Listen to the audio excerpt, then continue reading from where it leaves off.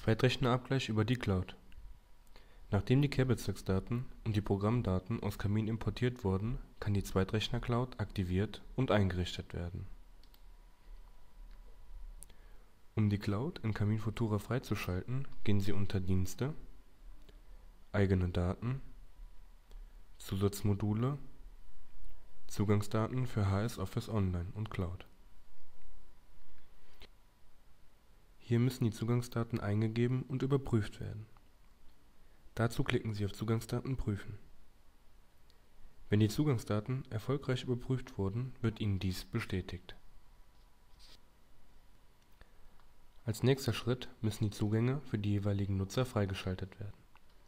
Dazu gehen Sie auf Dienste, Mitarbeiterverwaltung und wählen den Reiter Cloud aus. Hier muss der Button Zugang einrichten ändern angeklickt werden, um einen Benutzernamen und ein Passwort zu hinterlegen. Bitte beachten Sie, dass die E-Mail-Adresse existieren muss, da ein Aktivierungslink an diese Mailadresse versandt wird. Sollte bereits eine existierende Mailadresse hinterlegt sein, muss nur mit OK bestätigt werden. Nachdem Sie den Aktivierungslink bestätigt haben, muss die Cloud befüllt werden. Dazu gehen Sie am Hauptrechner auf Dienste, Datenaustausch,